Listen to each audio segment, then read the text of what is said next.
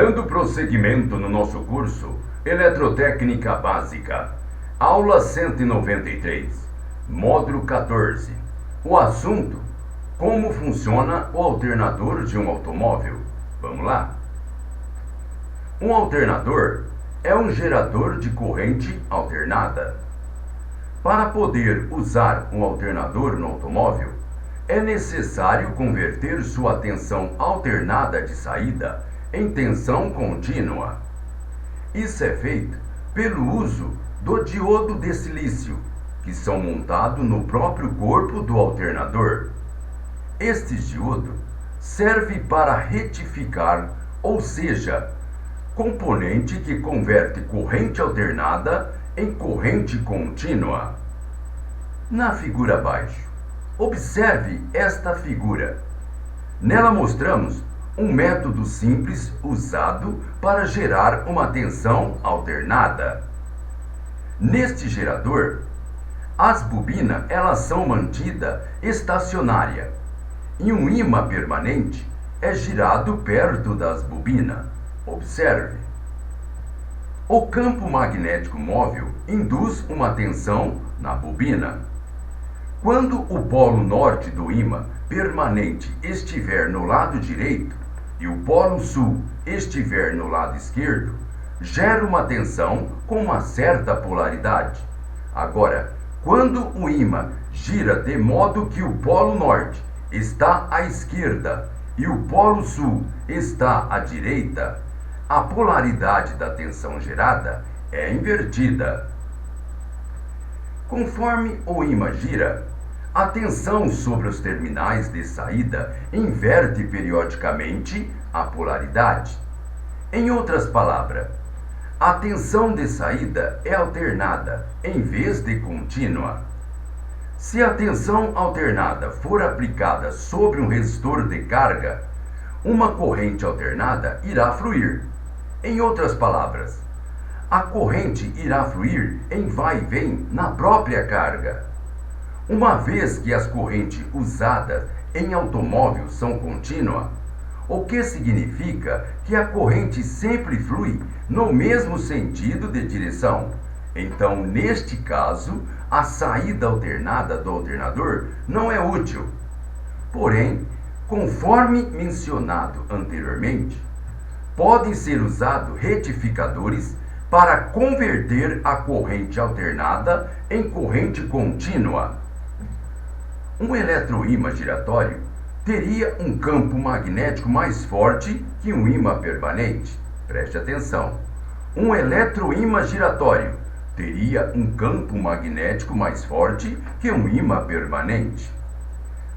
Observe esta outra figura ao lado.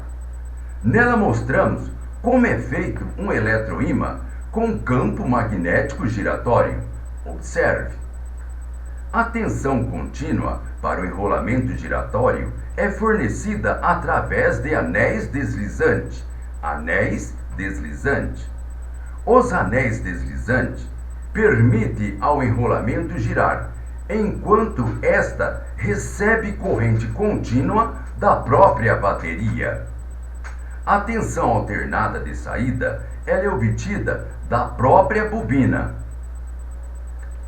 A tensão alternada de saída é então retificada, conforme está sendo indicado na figura ao lado, para produzir uma tensão contínua.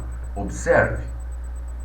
Ao invés de usar um arranjo de uma bobina só, conforme indicado, os alternadores reais, eles possuem um certo número de enrolamento. Preste atenção.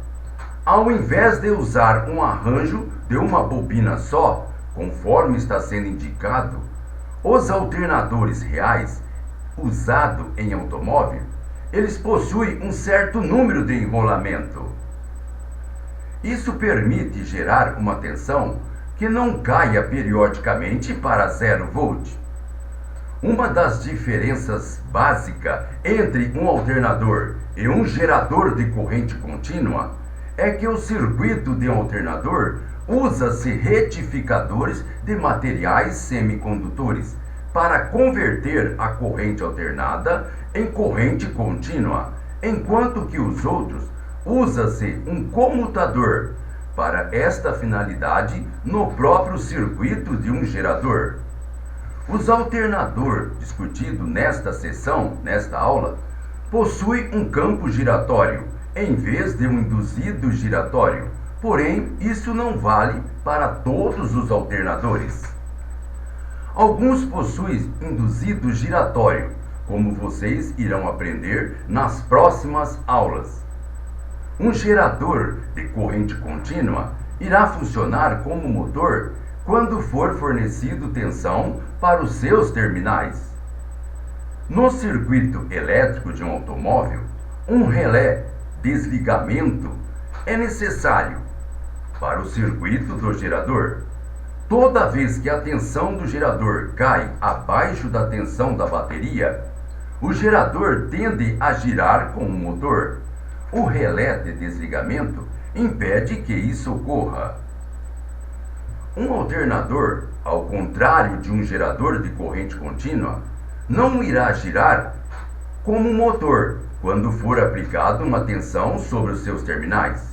Assim, o circuito de um alternador é diferente do circuito de um gerador de corrente contínua no automóvel.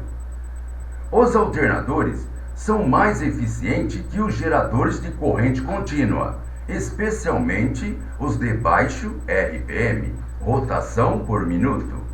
Isso deve-se principalmente ao fato que a corrente de saída ela não precisa fluir através de escova. Muito bem, pessoal. Com isso terminamos esta nossa aula. Então, até a próxima.